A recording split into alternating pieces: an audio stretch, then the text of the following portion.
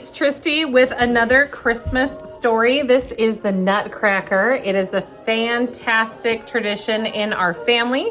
We always go to the Nutcracker. Well, not every year, but almost every year and watch the ballet. But this is the story of Clara and the Nutcracker.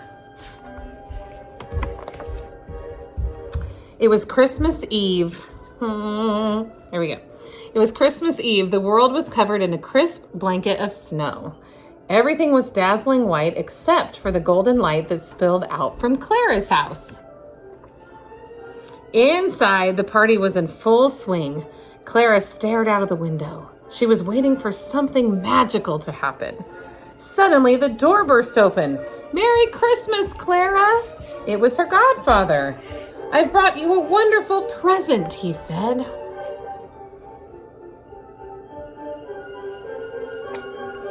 What can it be, wondered Clara as she lay in bed that night. She was so excited she couldn't wait to find out. Clara ran downstairs and ripped off the wrapping paper. Inside was a Nutcracker toy. Clara hugged him tight, then, with a yawn, she curled up under the tree. Soon, she was fast asleep. Dong, dong. The clock struck midnight. Clara woke with a start. There was a great whooshing sound. The Christmas tree was rising up above her. "What's happening?" "Hello, Clara," whispered a voice behind her.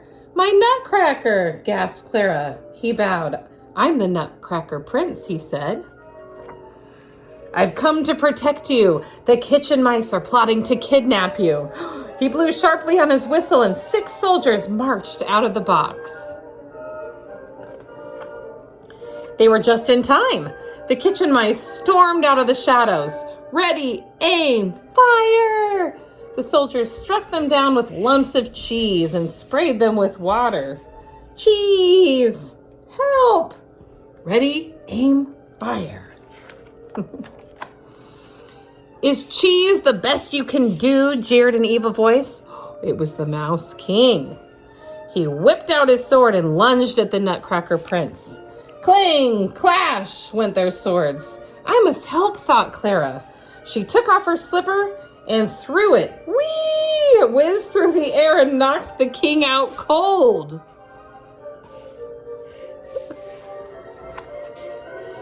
"You were brilliant," said the Nutcracker Prince. "Now we must celebrate." He called for his reindeer and his magical golden sleigh. Clara and the prince climbed aboard. They flew through the open window and into the snow-filled sky. The reindeer rode through the night. Far below, Clara could see lollipop trees and marshmallow flowers. "Welcome to the land of sweets," announced the prince. They rode up to a marzipan castle decorated with all kinds of treats. "I'm so glad you've come," said a dazzling fairy, dancing out to greet them. "I'm the Sugar Plum Fairy. Come inside and eat." Clara and the prince sat down to a feast of cookies and cakes and candy swirls. Then they watched dances from around the world. Spinning Spanish dancers clicked their castanets. Arabian princesses swirled. Chinese tea dancers whirled. Flower ballerinas twirled. Clara watched, enchanted. But the slow, soothing music called her to sleep. "It's time to go home," whispered the Nutcracker Prince. When Clara woke up, she was under the Christmas tree once more, and the prince had gone. "He's only a wooden toy," cried Clara. "It must have been a dream.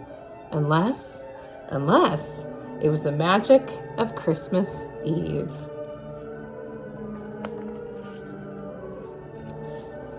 The Nutcracker started life as a story, but in 1892, a Russian composer named Tchaikovsky turned it into a ballet.